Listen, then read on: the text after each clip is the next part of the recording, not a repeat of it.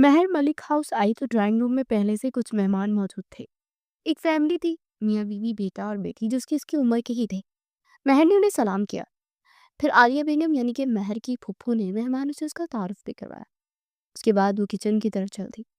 भाभी, लगता है बहुत खास लोग आए हैं जिनके लिए इतना एहतमाम हो रहा है। सलाम करने के बाद महर ने फ्राई शुदा कबाब प्लेट में से उठाते हुए कहा, हाँ बहुत खास है। कंवल ने मुस्कुराते हुए जवाब दिया और पुलाव को दम पर रखने लगी। मुलाजमा पास खड़ी सिंक पर बर्तन धो रही थी। लेकिन है कौन?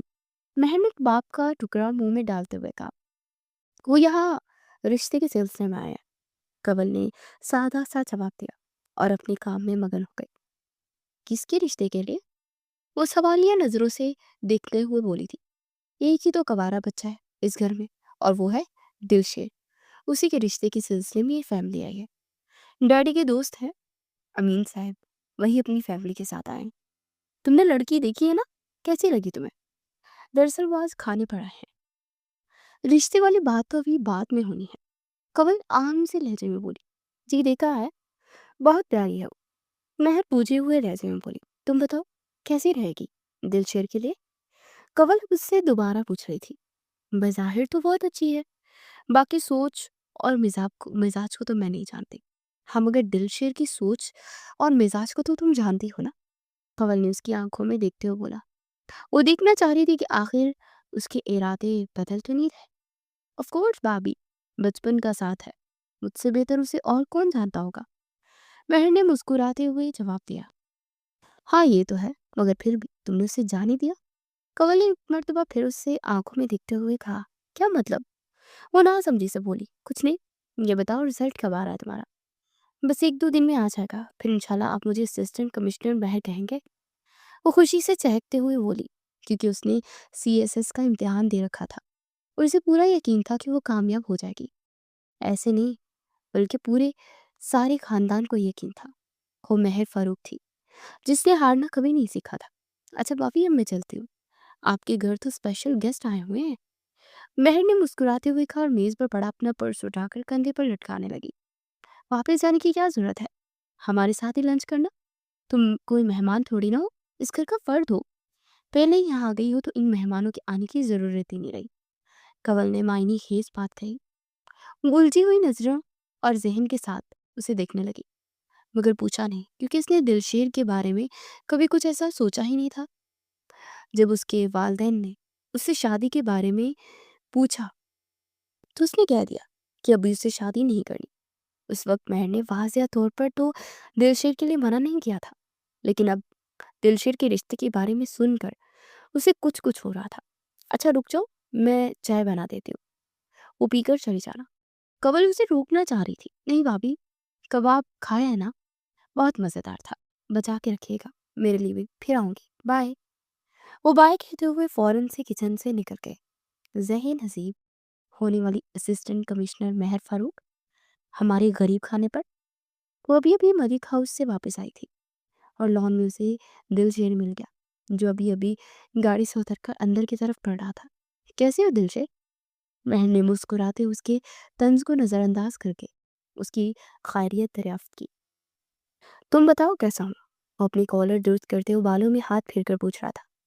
ऊंचा लंबा कद, खुश शक्ल, सुनहरी झलकती गंदमी रंगत, दिलकश नैन नक्श के साथ स्टाइलिश बाल, पैंट, ब्लैक पैंट और शर्ट के साथ वो किसी फिल्म का हीरो से कम दिखाई नहीं दे रहा था। महर ने उसे हमेशा दोस्त ही समझा था, जबकि वो इसे दोस्त से भरकर चाहता था। वो महर को शरीके जिंदगी बनाना चाहता था। बहुत हैंडसम हो और लकी भी। कितनी हसीन लड़की का रिश्ता है तुम्हारे लिए, बहुत ज्यादा मुबारक हो तुम्हें। महर ने मुस्कुराते हुए कहा। उसके चेहरे पर अफसरदगी का रंग ढूंढने में नाकाम होते हुए बोला, तो तुमने भी देख ली वो हसीना? हाँ देख भी ली और मिलकर भी आ रही हूँ। वो सीने पर बाजू बांधते हुए बोली, तो जा क्यों रही हो? दिलशेर उसे रोकना चाह रहा था, क्योंकि वो अब रुकने वाली नहीं थी। अच्छा ये बताओ कि लड़की कैसी है? अब वो उससे अंदर आई लड़की के बारे में पूछ रहा था। बहुत प्यारी है, हसीन और जमील, खुश रहोगे तुम उसके साथ। वो बोली तो उसके लहजे में एक अजीब सी उदासी थी, जिसे वो छुपाना चाह रही थी, और कहीं ना कहीं छुपाने में कामयाब भी हो गई थी। लगता है तुमने कभी खुद को आईने में गौर से देखा नहीं है। हर रोज देखती हूँ, वो बेपरवाही से बोली। क्या देखती हो? वो नफ़ी में सर हिलाते ताज्जुब के साथ मुस्कुराते हुए बोला, मेरी छोड़ो, अपनी फ़िक्र खाओ। चलो, जाओ अंदर, फिर बात होगी। खुदाफ़िज़। ये कहते साथ ही वो आगे बढ़ गई और दिलशेर उसकी पीठ तकता रह गया। फिर उसने ठंडी सांस लबों से खारिज की और अंदर की तरफ बढ़ गया। महर, तुम इतनी जल्दी वापस आ गई? तुम तो रात तक रुकने वाली थी ना? मिसबा बेगम ने उसे हाथ में शॉपिंग बैग उठाते हुए देखा तो फौरन पूछा, बस प्लान बदल गया था। पुप्पो के कुछ गेस्ट आए हुए थे, तो मैं उनसे मिलकर मार्केट चली गई, कुछ चीज़ें खरीदी और फिर घर आ गई। महर वहीं टीवी लॉन्च में सोफे पर बैठते हुए बोली, खाना खाया तुमने? मिसबा बेगम फिक्रमंदी से पूछ रही थी। नहीं, क्या पकाया है? वो चेहरा मोड़ कर बोली, कोफ्ते। तुम हाथ धो कर आओ, मैं असमत से कहती हूँ कि तुम्हारे लिए खाना लगाए। मिसबा बेगम बोली तो वो भी सीधी होकर बैठ गई। वाकई में उसे बहुत भूख लगी हुई थी। अच्छा अम्मी, आप ऐसा कीजिए कि मेरा खाना मेरे कमरे में ही भिजवा दीजिएगा, मैं रेस्ट करूंगी, बहुत ज़्यादा थक गई हूँ। ये कहने के साथ ही वो शॉपिंग बैग उठाकर सीढ़ियाँ चढ़ती हुई ऊपर पहुंच गई। हर वक्त प्यार मोहब्बत की बातें करने वाला दिल शेर मलिक, क्या आप अपने घर वालों की मर्जी और पसंद से अरेंज मैरिज कर लेगा? वो तो अक्सर ही कहता था कि मैं उस लड़की से शादी करूंगा जिससे मुझे प्यार होगा, या उस लड़की से जो मुझसे प्यार करती होगी। यहाँ तो दोनों एक दूसरे से प्यार नहीं करते, फिर कैसे होगी ये शादी? कंवल बाबा की बातों से तो लग रहा था कि वो और सब घर वाले सानिया के रिश्ते पर खुश और राजी हैं। तभी तो उन्होंने सानिया की फैमिली को अपने घर में मदऊ कर रखा था। इसका मतलब है कि दिल शेर और सानिया की शादी तय होने वाली है। क्या खबर, सानिया ही दिल शेर की पसंद हो? महर अपने कमरे में टहलते हुए सोच रही थी। इस दौरान अस्मत उसके लिए खाना ले आई और वो खाना खाने बैठ गई। उसका दिमाग मुसलसल दिलशेर और सानिया के मुतालिक ही सोच रहा था। क्या दिलशेर सानिया से शादी कर लेगा? उसके दिमाग में सवाल उठा। ओहो, दिलशेर सानिया से शादी करे या ना करे, ये मेरा मसला थोड़ी ना है। ये क्यों उनके रिश्ते के बारे में इतना सोच रही हूँ? जो भी होगा मालूम हो ही जाएगा, दिलशेर बता देगा खुद ही। बहन ने सर झटक कर खुद कलामी की और खाने की तरफ मुतवजा हो गई, मगर बार बार उसकी तवज्जो हट रही थी। भाभी, महर कब आई थी? क्योंकि जिस वक्त मैं आ रहा था वो वापस आ रही थी। दिलशेर ने रात को कंवल के साथ लॉन में चहलकदमी करते हुए पूछा। वो तकरीबन आधे घंटे बाद ही वापस चली गई थी, हालांकि पूरा दिन स्पेंड करने के इरादे से आई थी हमारे साथ। तो रुकी क्यों नहीं? वो बेतकल्लुफ होकर बोला, मेहमानों की वजह से नहीं रुकी। मैंने कहा पी के लंच तो करती जाओ, मगर नहीं मानी। वैसे इसे सानिया बहुत अच्छी लगी है तुम्हारे लिए। कंवल उसे देखते शरीर लहजे में बताने लगी, ना करे भाभी, आप लोग क्यों मुझे इस चक्कर में उलझा रहे हैं? वो बेबसी से बोला, शादी तो करनी है ना तुम्हें, तुम्हारे लिए इतने अच्छे रिश्ते मौजूद हैं, फिर भी तुम क्यों नहीं मानते? कंवल उससे शरारत शरारत शिकायत करने लगी। अब जानती तो है मैं क्यों नहीं मानता, भीगी आंखों से देखता हुआ बोला, क्योंकि उसकी भाभी उसकी मोहब्बत से अनजान नहीं थी। हाँ, मगर वो भी तो नहीं मानती मोहब्बत को। कंवल ने कांधे उचका कर कहा, क्योंकि हर वक्त ही महर ऐसी बातें करती रहती थी जिससे ये जाहिर होता था कि मोहब्बत की उसके नज़दीक कोई अहमियत नहीं। भाभी प्लीज़ हेल्प मी, मैं सानिया से शादी नहीं कर सकता। मुझे महर के सिवा किसी लड़की को नहीं अपनाना। वो बेबसी से बोला तो कंवल भी कुछ संजीदा हो गई। तो हम महर का रिश्ता मांग लेते हैं, बकायदा चाहकर। अभी मत जाना, क्योंकि अभी तो वो मोहब्बत से इनकारी है। ये ना हो कि शादी से भी इनकार कर दे। वो बेचैनी से सर पर हाथ फेरते हुए बोला, कब तक इनकार करेगी आखिर? एक ना एक दिन तो शादी करनी है ना मेरे को। वो संजीदा होकर बोली थी, बस आप सानिया वाले रिश्ते को मना करवा दें, मुझे अभी नहीं करनी शादी। वो दो टोक अंदाज में बोला, ठीक है, कुछ सोचते हैं। कंवल उसे उलझन और फिक्र में मुब्तला देकर तसल्ली देने लगी। महर की कई क्लास फेलोज कॉलेज के लड़कों के साथ अफेयर्स चला चुकी थी। वो इसे मोहब्बत के फ्रेम में मुब्तला करने की कोशिश कर चुकी थी, इसीलिए वो मोहब्बत से चिढ़ गई थी। भला ऐसी होती है मोहब्बत? अगर एक ने दूसरे की बात ना मानी तो ताल्लुक तोड़ दिया, दूसरे की मर्जी पर न चले तो मोहब्बत खत्म कर दी, अब किसी और से कर ली। उसे तहैया कर लिया था कि मोहब्बत के चक्कर में नहीं पड़ेगी। ये मर्द तो आए दिन नई लड़की से मोहब्बत का दावा करते ही है, और चंद रोज बाद इनकी मोहब्बत खत्म हो जाती है। मोहब्बत तो पायदार और हमेशा रहने वाली होती है, अगर सच में हो तो। महर हर वक्त ही मोहब्बत नामा छेड़ कर बैठ जाती। और वो भी अपने सामने, और हर वक्त ही दिमाग में यही खिचड़ी पकाती रहती थी।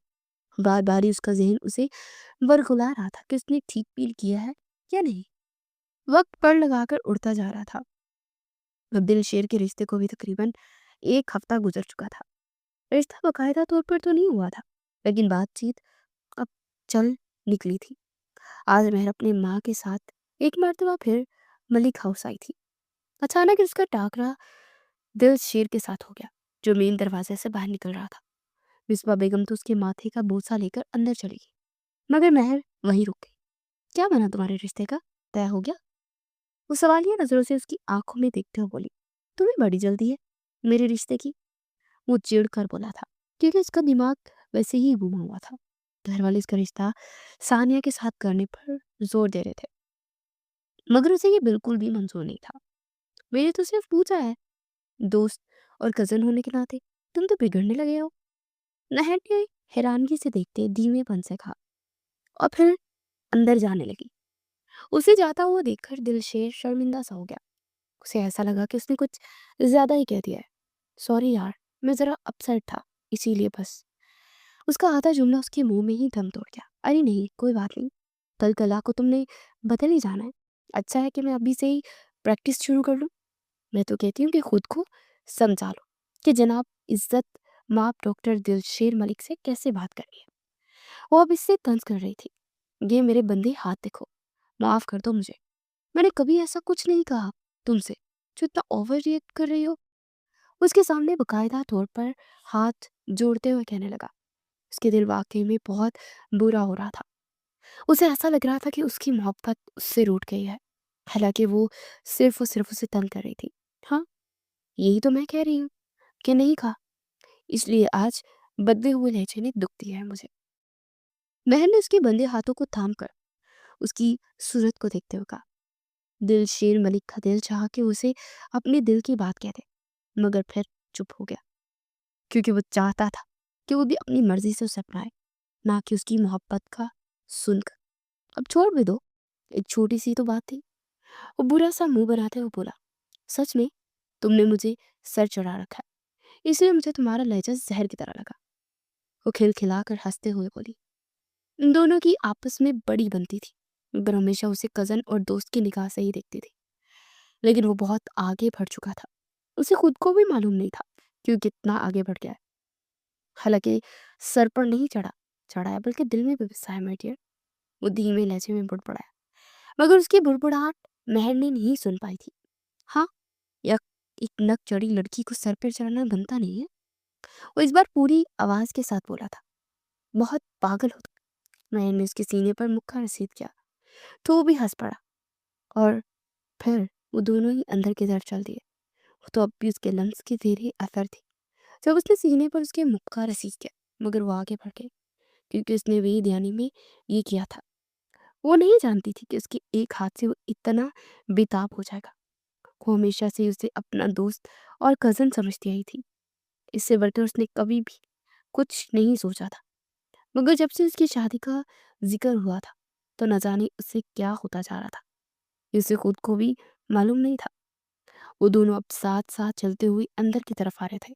चलो, मैं तुम्हें आज अपने हाथ के मोमोज खिलाता हूँ। वो मुस्कुराते हुए उसे देखते हुए बोला। हाउ स्वीट, वो खुश होकर बोली। स्वीट नहीं, सॉल्टी, जैसे तुम हो मोहब्बत के मामले में। ये कहते हुए वो एकदम रुका और उसकी आंखों में देखने लगा। वो फिर से मोहब्बत पर लेक्चर ना देने बैठ जाना। अब महर ये कहकर ड्राइंग रूम की तरफ चल दी, और वो किचन की तरफ। उसे थोड़ी देर पहले ही मोमोज बनाए थे। वो नहीं जानता था कि वो आने वाली है। भले ही वो डॉक्टर बन रहा था, लेकिन उसे कुकिंग में भी इंटरेस्ट था। उफ मेरे खुदा, क्या बनेगा मेरा?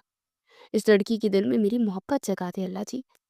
वो अब दिल ही दिल में अल्लाह ताला से दुआएं मांग रही थी। 10 मिनट के अंदर ही अंदर वो मुलाजमा को मोमोज लाने की हदायत दे गए। ड्राइंग रूम में आ बैठा। वहां पर तो वो खुशखबरियां चल रही थी, और मैं भी हंस हंस कर सबसे बातें कर रही थी। वो और किसी को क्या देख रहा था सिवाय महर के? उससे नजरें ही नहीं हटा पा रहा था।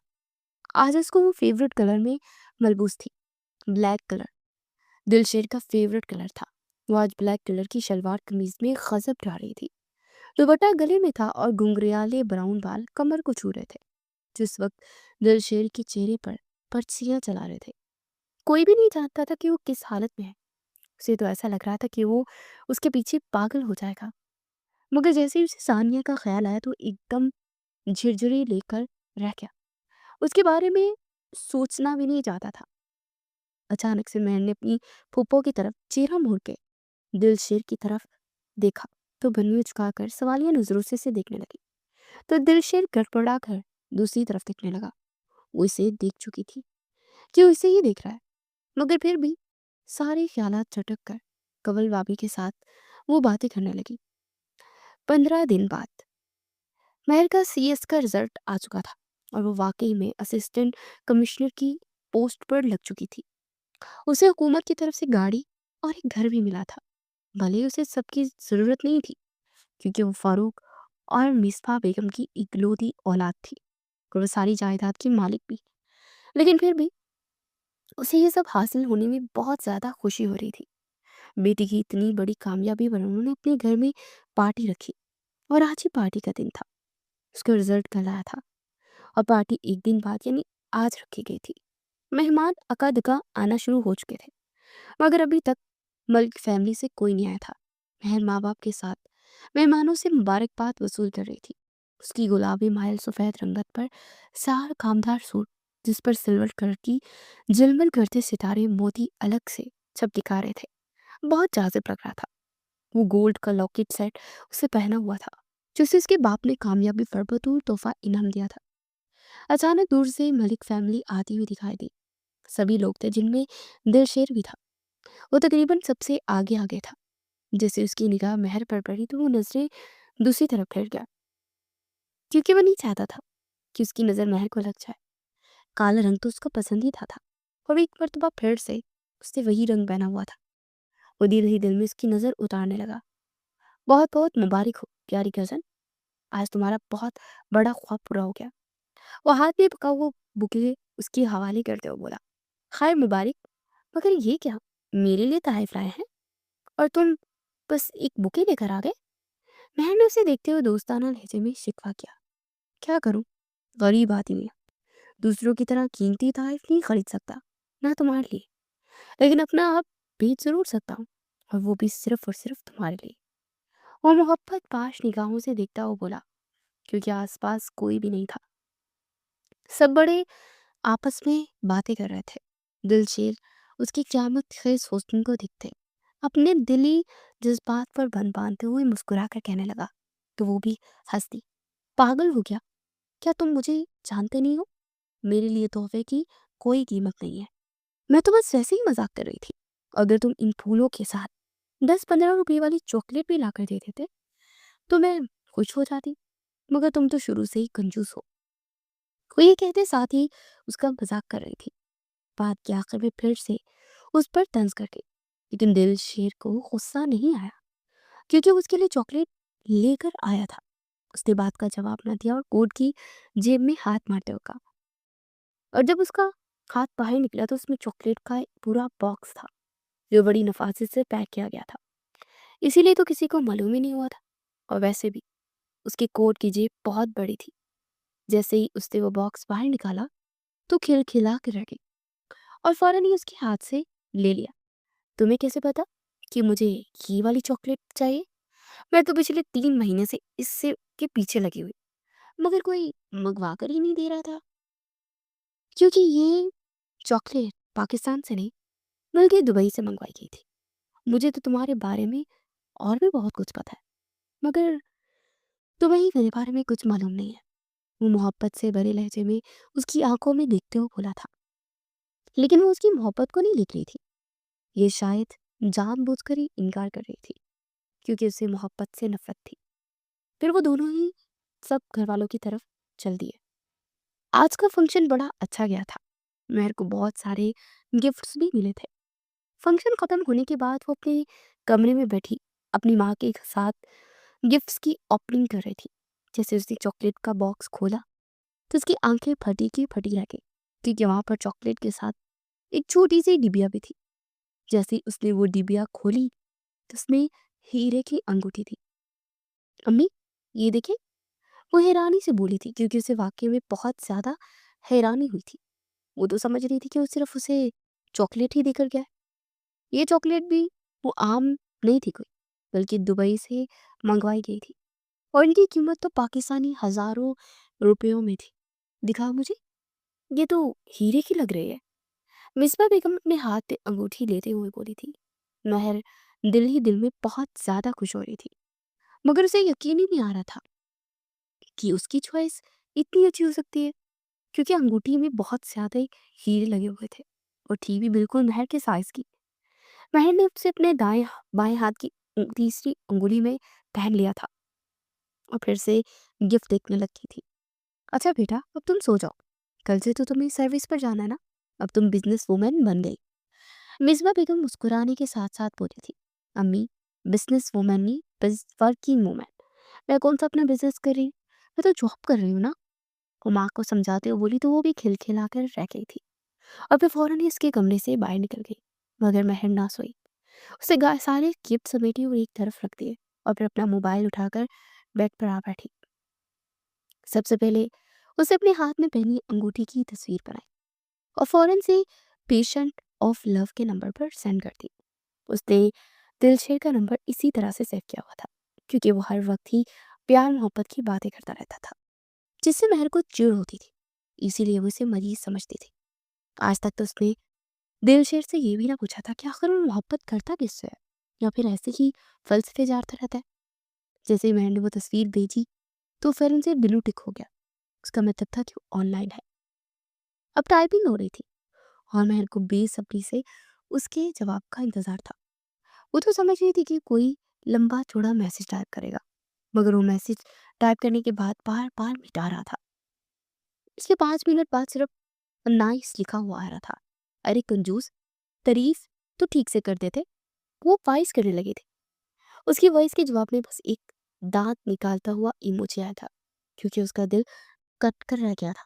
घर वाले जबरदस्ती कर रहे थे कि वो सानिया के रिश्ते के लिए हाँ कर दे, मगर वो कैसे हाँ कर सकता था। उसके दिल में तो महर बस चुकी थी।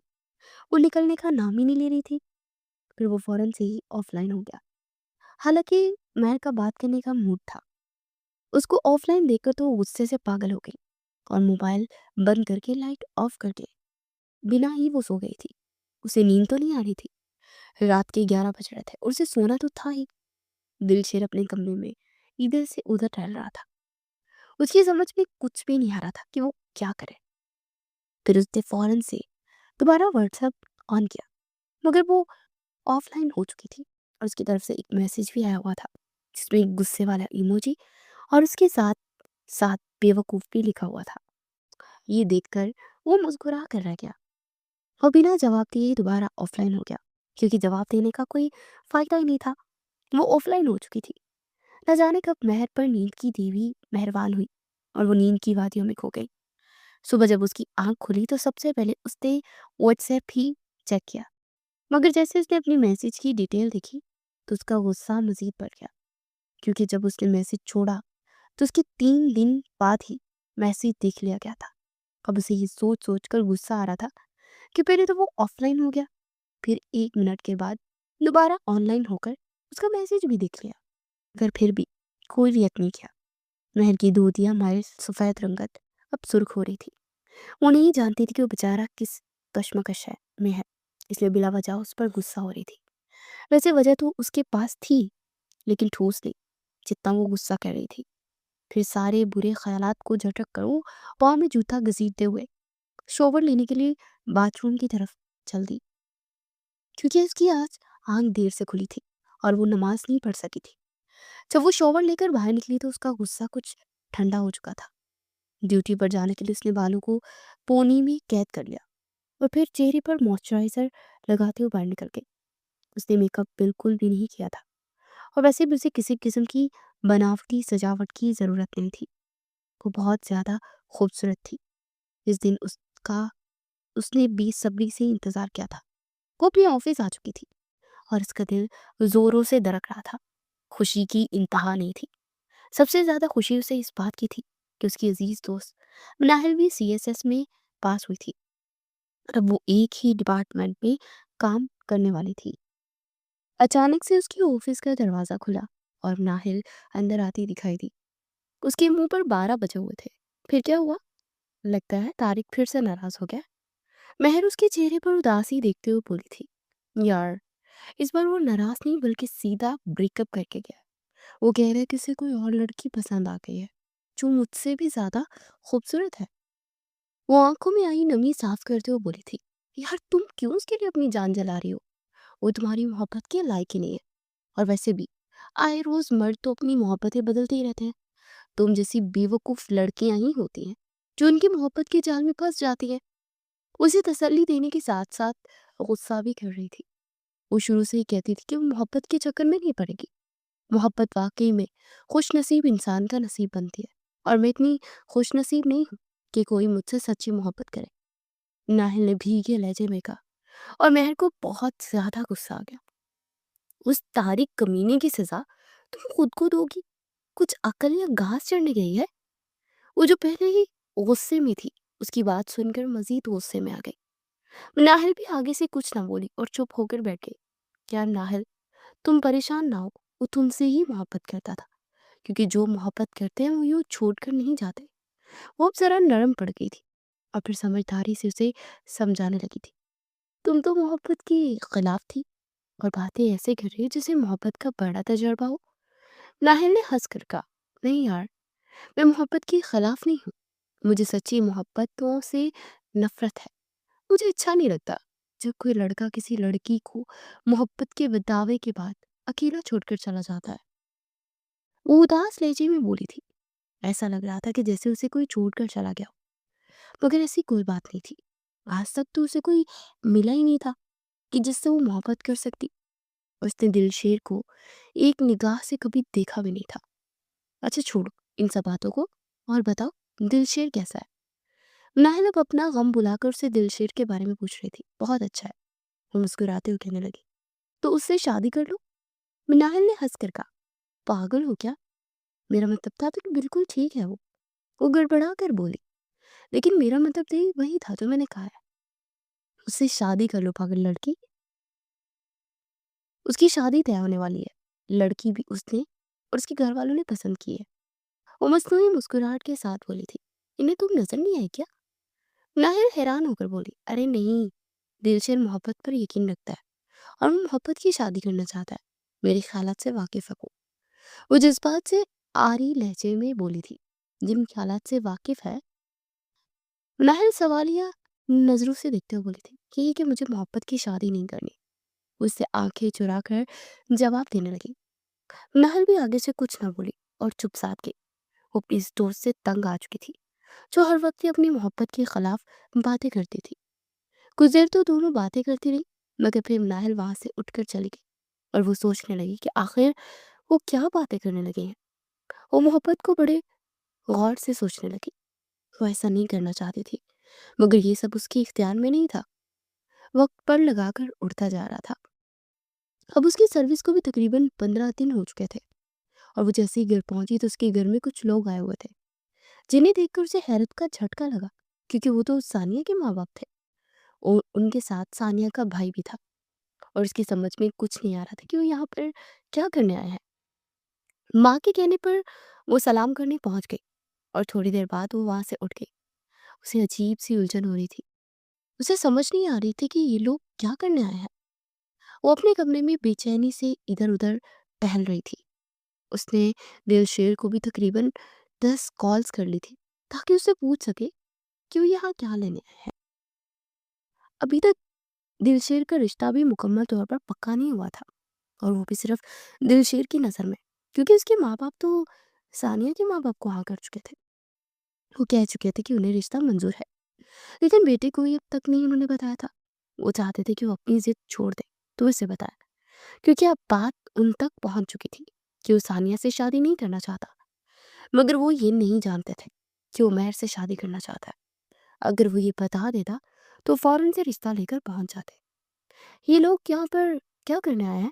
हम तो इन्हें नहीं जानते। जैसे ही मिसबा बेगम मेहमानों से फारिग होकर बेटी के कमरे में आई तो वो फौरन से सवाल करने लगी, जरा सब्र रखो मेहर, क्या हो गया है, बताती हूँ मैं। सब बताती हूँ। वो सोफे पर बैठते हुए कहने लगी, बात दरअसल ये है कि जिस रोज वो दिलशेर के रिश्ते के लिए आए थे ना, तो उन्हें तुम भी पसंद आ गई थी। इसीलिए वो आज अपने बेटे का रिश्ता लेकर आए थे। तुम्हारे अब्बू और मैंने हाँ भी कर दी है, क्योंकि लड़का सिविल इंजीनियर है। उसके अलावा और हमें क्या चाहिए? माँ की बात सुनकर तो महर गुस्से से पागल हो गई थी। अम्मी, आपने मुझे पूछा भी नहीं और रिश्ता भी तय कर दिया। मैंने आपसे कहा था कि मुझे अभी शादी नहीं करनी।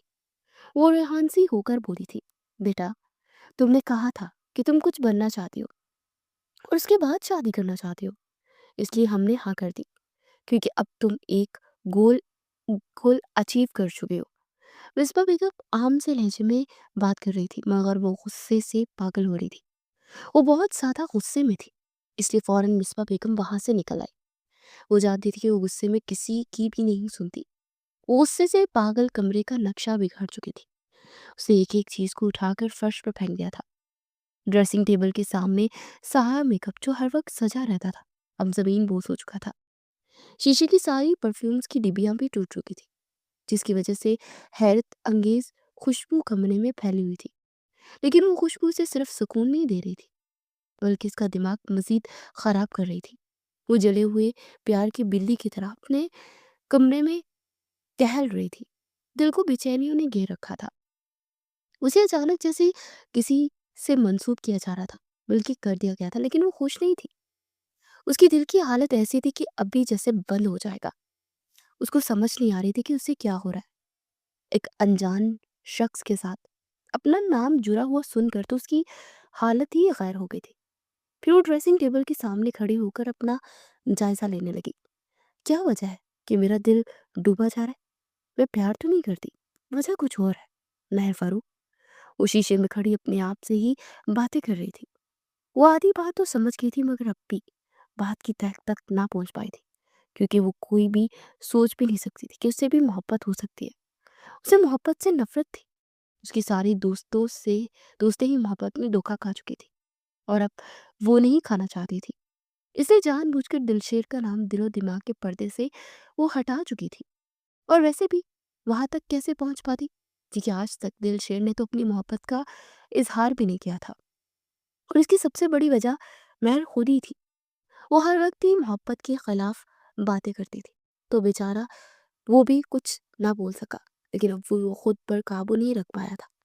दिलशेर अपने बेड पर बैठा घुटनों में सर्दियां न जाने क्या क्या सोच रहा था कि अचानक से कंवल अंदर आई और उसके हाथ में मिठाई का डिब्बा दिया, जो अभी अभी मिसबा बेगम का ड्राइवर देकर गया था। जो मिठाई का शौकीन था, फौरन से ये मिठाई खाने लगा। अब वो दूसरा गुलाब जामुन उठाकर मुंह में डाल रहा था। अरे, ये तो पूछ लो कि मिठाई आई कहाँ से है? कंवल ने उदास लहजे में कहा, आई होगी कहीं से, मुझे क्या, मुझे तो खाने दे भाभी। वो दूसरा गुलाब जामुन पूरा मुंह में डालते हुए कहने लगा, महर का रिश्ता तय हो गया, और वो भी सानिया के भाई से। जैसे ही कंवल ने ये बात की तो उसके मुंह में लिया हुआ गुलाब जामुन फौरन से उसने फर्श पर थूक दिया। उसे खांसी भी होने लगी थी। ये नहीं हो सकता, ये कब हुआ? वो शौक के आलम में बात कर रहा था। ये सब थोड़ी देर पहले ही हुआ है। जैसे ही कंवल ने अपनी बात की तस्दीक की, तो अपनी आंखों में आई हुई नमी साफ करने लगा। उसने ये नमी कंवल से नहीं छुपाई थी, क्योंकि वो उसकी मोहब्बत से वाकिफ थी। भाभी, आप अम्मी से कह दें कि मुझे सानिया से शादी पर कोई एतराज नहीं है। वो साबिर अंकल को हाँ कह दें। वो सख्ती से हाथ के साथ अपनी आंख रगड़ते हुए बोला था। वो कह रहा था कि वो रिश्ता पक्का कर दे। हालांकि वो लोग पहले ही रिश्ता पक्का कर चुके थे। कंवल उसी वक्त ही उसके कमरे से बाहर निकल आई। उसका दिल भी उदास हो गया था। वो चाहती थी कि महर उसकी देवरानी बने, लेकिन अब ये मुश्किल हो गया था। दिलशेर भी गुस्से में आ चुका था, और महर का रिश्ता भी हो गया था। अब ये मुश्किल ही नहीं, बल्कि नामुमकिन हो गया था। कंवल वहां से चली गई तो वो फौरन से उठा और दरवाजा बंद कर दिया। दरवाजा बंद करते वो पागलों की तरह ड्रेसिंग टेबल की तरह पड़ा और एक एक चीज उठाकर दीवार पर मारने लगा। 5 मिनट के अंदर इसके कमरे की हालत बिल्कुल महर के कमरे जैसी हो गई थी। वो दोनों ही अपने अपने कमरों में एक दूसरे से बहुत दूर जमीन पर दीवार के साथ टेक लगाए घुटनों में सर दिए बैठे थे। दिलशेर अपनी मोहब्बत का मातम मना रहा था, और महर ये समझने से कासिर थी कि वो चाहती क्या है। बार बार ये नाहिल की बातें उसके कानों में गूंज रही थी, जिससे कहा था कि वो दिलशेर के साथ शादी कर लो। और ये दिलशेर ये सोच सोच कर गुस्से से पागल हो रहा था कि वो कैसे सानिया के भाई से रिश्ता कर सकती है। वो तो कहती थी कि उसे अभी शादी ही नहीं करनी, तो फिर ये सब कैसे हुआ? ये सोच सोच कर उसका दिमाग फट रहा था, मगर वो किसी भी नतीजे पर नहीं पहुंच पा रहा था। सारी रात ही उन दोनों की ये सोचते गुजर गई कि अब आगे क्या होगा। पहले तो दिलशेर का इरादा हुआ कि वो मेहर को कॉल करे, मगर रात के वक्त वो इसे कॉल नहीं कर सकता था। उसे सोचा कि सुबह सवेरे ही बात करेगा। तकरीबन 2 बजे वो उठकर अपने बेड पर दराज हो गया, और वो बहुत जल्द नींद की देवी भी उस पर मेहरबान हो गई, क्योंकि वो बहुत ज्यादा थक चुका था। अब इसका दिमाग भी कुछ सुकून चाहता था। सोने की वजह से उसे सुकून तो ना मिला, मगर उसकी नींद पूरी हो गई थी। सुबह सवेरे ही वो अस्पताल जाने के बजाय मामू के घर पहुंच गया। महर भी ड्यूटी पर नहीं गई थी, और आज उसका जाने का इरादा भी नहीं था, क्योंकि उसकी तबीयत ठीक नहीं थी। महर अपने कमरे में सो रही थी, और वो नीचे मामू ममानी के साथ बैठा नाश्ता कर रहा था। वो अभी अभी ही आया था, और उन्होंने इसे नाश्ते पर रोक लिया था। फिर वो महर से मिलने का बहाना करके ऊपर पहुंच गया। उसे दरवाजे पर दस्तक दी तो दरवाज़ा खुलता चला गया, क्योंकि रात में टेंशन के मारे उसने दरवाज़ा बंद ही नहीं किया था। वो अब अंदर पहुंच चुका था, मगर वो नहीं जानती थी कि उसके सर पर खड़ा है। उसका दिल चाह रहा था कि उसके माथे पर आई हुई लटों को अपने हाथों से पीछे कर दे, मगर ये उसके असूलों में शामिल ही नहीं था। वो दिल शेर मलिक था, जिसे अपनी हद में रहना पसंद था, मगर इस वक्त वो खुद पर बड़ी मुश्किल से कंट्रोल कर रहा था। अचानक से दिलशेर का हाथ साइड टेबल पर रखे हुए लैंप पर लगा, तो वो लैंप फौरन से जमीन बोस हो गया, और उससे पैदा होने वाली आवाज की वजह से महर की आंख खुल गई। जैसे ही उसकी आंख खुली तो उसने अपने कमरे में दिलशेर को देख लिया, जिसकी वजह से वो उछल कर बैठ गई। सबसे पहले उसने तकिए के नीचे रखा दुपट्टा निकाला, अपने कंधे पर फैला लिया। दिलशेर, ये क्या बदतमीजी है? क्या इस तरह आते हैं किसी के कमरे में? वो एकदम चिल्ला उठी थी। मगर जैसे ही दिलशेर ने उसकी सूजी हुई आंखें देखी, तो वो सोचने पर मजबूर हो गया कि आखिर से क्या हुआ है। अरे, तुम तो काटने को दौड़ रही हो। मैं तो सिर्फ मुबारकबाद देने के लिए आया था। मैंने कल रात को ही तुम्हारी मंगनी की मिठाई खा ली थी। वैसे लड़का अच्छा है सजावल, तुम खुश रहोगी उसके साथ। वो अब जले हुए दिल के साथ उससे कह रहा था, और उसकी बात सुनकर तो वो झल भुन कर आ गई थी। दिलशेर, अभी इसी वक्त मेरे कमरे से निकल जाओ। हाँ, सजावल मुझे पसंद है, मैं उससे शादी कर रही हूँ। तुम जाओ यहाँ से। वो बेड से उठी और उसे बाहर भेजने लगी। उसके मुंह से ये सुनकर तो वो भी सच समझ बैठा, और इस वक्त ही कमरे से बाहर निकल आया। नीचे ड्राइंग रूम में उसके मामू ममानी बैठे थे, मगर उसने उनसे भी कुछ न कहा। उनकी बातों का जवाब दिए बगैर ही बाहर निकल गया। वो इससे पूछ रहे थे कि वो इतनी जल्दी क्यों वापस जा रहा है, मगर वो कोई जवाब दिए बगैर ही अपनी धुन में वापस आ चुका था, और फौरन से अपनी लैंड क्रूज में बैठकर फारूक हाउस से बाहर निकल गया था। जाना तो उसे अस्पताल था, क्योंकि आज उसकी जूनियर डॉक्टर के साथ एक अहम मीटिंग थी, मगर वो अस्पताल ना गया, और पागलों की तरह सड़क पर गाड़ी दौड़ाने लगा। वो रेस ड्राइविंग कर रहा था कि अगर कोई भी इसकी गाड़ी के सामने आता तो फिर उसका बचना मुश्किल हो जाता। ये उसकी खुशकिस्मती थी, या दूसरों की, कि कोई भी उसकी गाड़ी के सामने नहीं आया था। महर अपने कमरे में बैठी आंसू बहा रही थी। उसकी समझ में कुछ नहीं आ रहा था कि उसे क्या हो गया है। उसे जब से दिलशेर को देखा था, उसके दिल को कुछ कुछ हो रहा था, और वो अब समझ गई थी कि वो दिलशेर का नाम किसी और के साथ जुड़ा हुआ नहीं देख सकती, और ना ही खुद को किसी और का होने दे सकती है। वो आज तक मोहब्बत के जज्बे से अनजान रही थी, मगर आज वो जज्बा उमड़ कर बाहर आ रहा था। आज तक तो इसीलिए मोहब्बत के जज्बे से अनजान थी, क्योंकि दिलशेर उसे मुयस्सर था। मगर जब वो ये सोचती कि शादी के बाद वो सानिया का हो जाएगा, तो उसका दिल बुरी तरह से धड़कने लगता, और अब वो समझ गई थी कि उसके बगैर नहीं रह सकती। लेकिन अब मामला बिगड़ चुका था। उन दोनों के रिश्ते हो चुके थे, और वो कुछ भी नहीं कर सकती थी। वो ये सब दिलशेर को भी नहीं बता सकती थी, क्योंकि वो समझ रही थी कि वो सानिया को पसंद करता है। उसने शुरू से ही उससे कहा कह रखा था कि वो अपनी पसंद की लड़की से शादी करेगा, और दूसरी तरफ दिलशेर ये समझ रहा था कि वो सजावल को पसंद करती है। उन दोनों के दरमियान एक बहुत बड़ी गलतफहमी आ चुकी थी, जिसका हल होना मुश्किल नजर आ रहा था। दिलशेर की लैंड क्रूज हवा से बातें करती हुई जा रही थी, वो अस्पताल से बहुत आगे निकल आया था। अचानक से उसका टकराव एक दूसरी गाड़ी से हुआ और उसकी गाड़ी का बहुत बुरी तरह से एक्सीडेंट हो गया। उसी वक्त वहाँ भीड़ जमा होने लगी। कोई कह रहा था कि ये तो डॉक्टर दिलशेर मलिक है, तो कोई उसे गाड़ी से बाहर निकालने की कोशिश में लगा हुआ था। दिलशेर पर गनूदगी छा रही थी, उसकी आंखें बंद थी, मगर उसे लोगों की आवाज़ें सुनाई दे रही थी। फिर उसमें मुकम्मल तौर पर वो गनूदगी छा गई और वो बेहोश हो गया।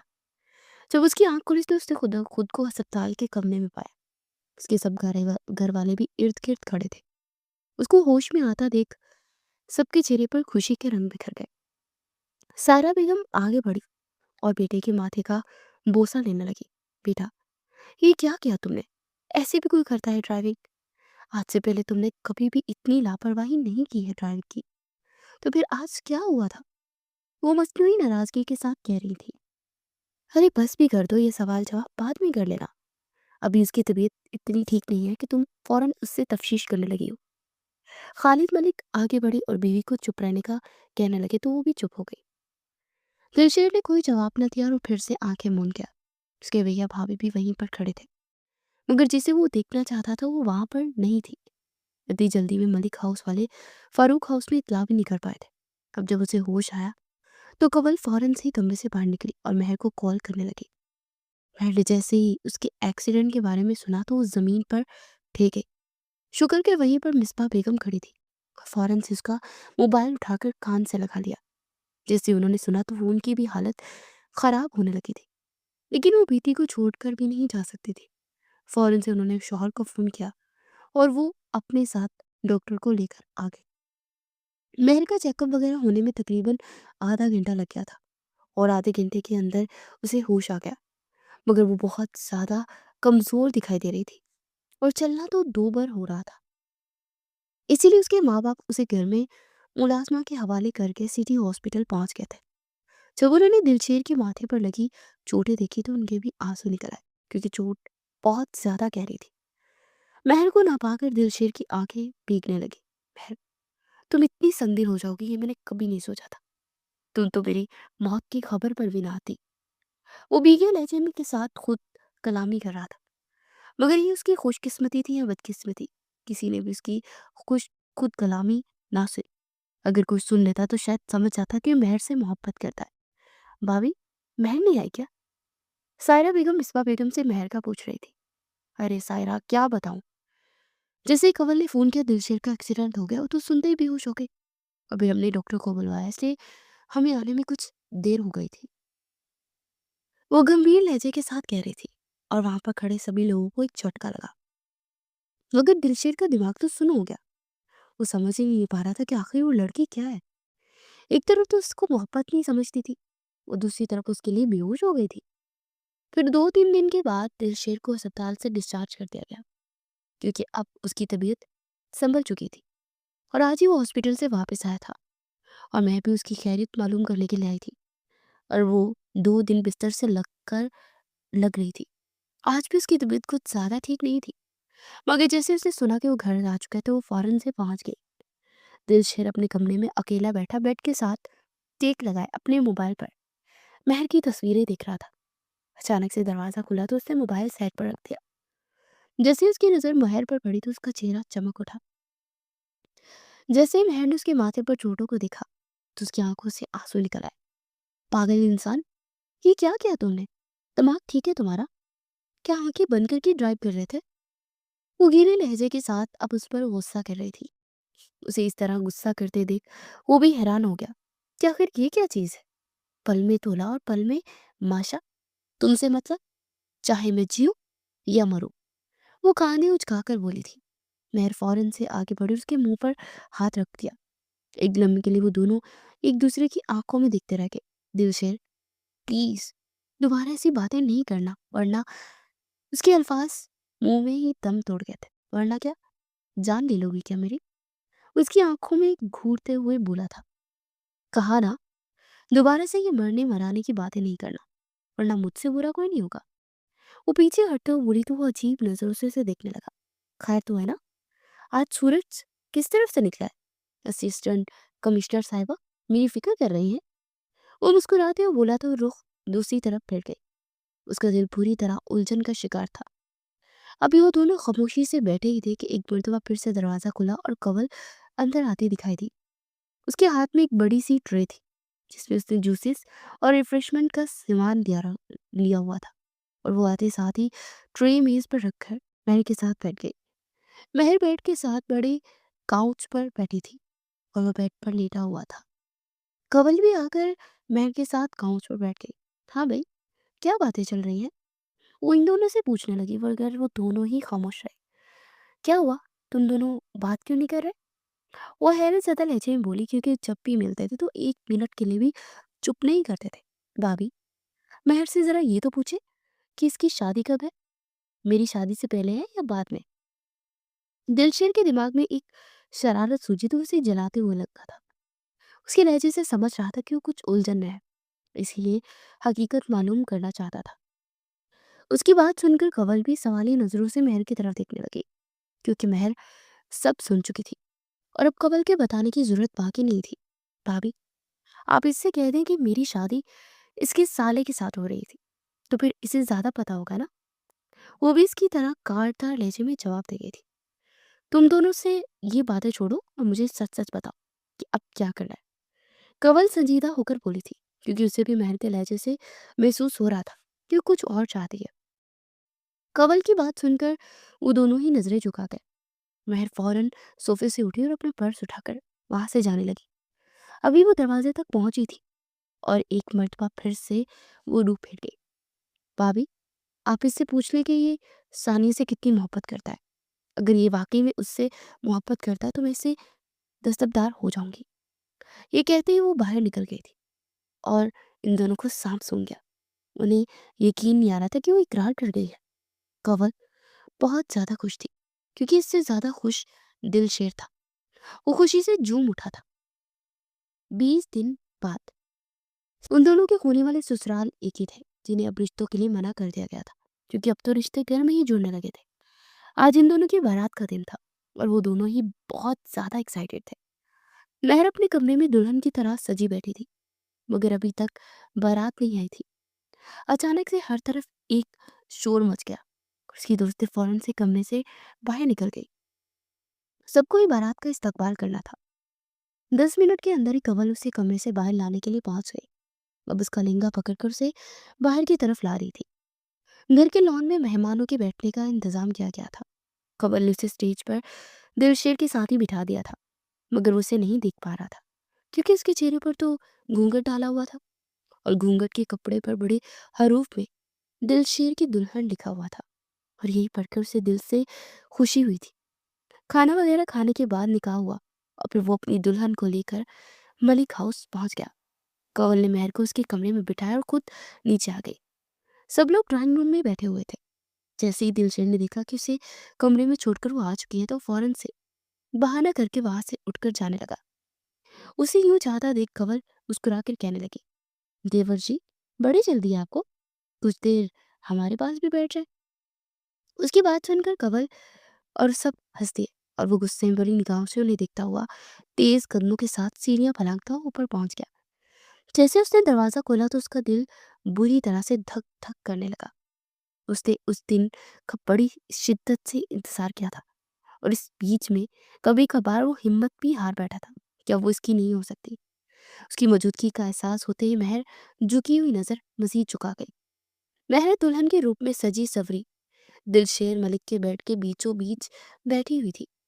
उसकी सरुख अरूसी लिबास और जेवरात, मेकअप की महारत और गजरों की महक, मोहब्बत को पा लेने की खुशी ने उसके हुस्न को चार चांद लगा दिए थे।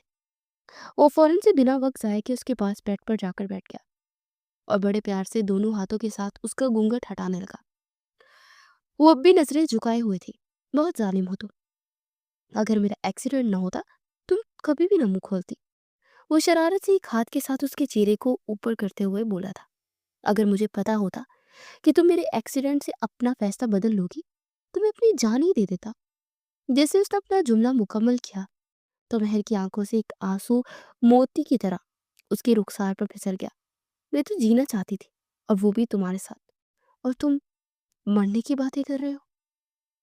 अच्छा जी, वो मुस्कुराहट से तकिया पास रख के उस पर कोहनी दिखाए, अपनी हसीन दुल्हन की सूरत को प्यार से देखते हुए बोला, यकीन नहीं है क्या? वो घनी पलकों को ऊपर उठाकर बोली, है, बहुत यकीन है, हमेशा से था। वो मुस्कुरा कर बोला, तो मुझे क्यों नहीं बताया? वो नाराज होकर बोली थी, तुमने कभी मौका ही नहीं दिया, तो फिर कैसे बताता तुम्हें कि तुम्हें कितना चाहता हूं मैं? उसने अपना जुमला मुकम्मल किया तो शर्माने की वजह से मेहर का चेहरा टमाटर की तरह लाल हो गया। मुझसे कभी दूर मत जाना दिलशेर, वो उसकी आंखों में देखते हुए बोली थी। वो इतनी बेबाक हो गई थी कि उसे खुद पर यकीन ही नहीं आ रहा था। मुझे अपने करीब, अपने पास रखने का एक ही हल और बहुत आसान है, उसकी गजरों को नाक के करीब करके सूंघते हुए दिलकश लहजे में बोला, वो क्या?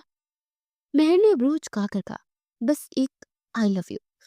वो दिलकशी से मुस्कुराया और इससे आई लव यू वो सुनना चाहता था। दिलशेर, उसने बच्चों की सी मासूमियत से उसे देखा।